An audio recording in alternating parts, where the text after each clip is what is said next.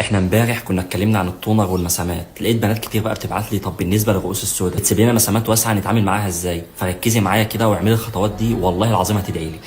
اغلب الناس اصلا اول ما يشوفوا رؤوس سوداء بيقعدوا كده يعصروها باي طريقه وخلاص، بس كده انت مش بس بتفتح المسام، انت كمان ممكن تسيب اثر وندبه تفضل معاك لسنين طويله.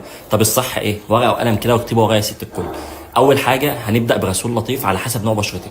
بعد كده يا باشا هتحضري بشرتك ببخار دافئ لمده 5 دقائق بس. مش لازم تعملي ساونا، هو فوطه سخنه كفايه، ده هيساعدك تفتحي المسام بلطف. بعد كده هنستخدم لزقات الانف او اداه ازاله الرؤوس السوداء بس بلطف ومن غير ضغط جامد. واهم خطوه بقى هي قفل المسام، يعني لازم تحط تونر فيه ويتش هازل او اي ماده قابضه للمسام. وفي الاخر ما تنسيش طبعا بقى ترطيب خفيف عشان تحافظ على بشرتك متوازنه ونضيفه. وبالمناسبه بقى ده سر كده وتركايه محدش هيقول لك عليها، لو عايز تحمي بشرتك من الرؤوس السوداء من الاساس دخلي مقشر خفيف في روتينك من مره لمرتين في الاسبوع وهتشوفي الفرق بنفسك وهتدعي لي.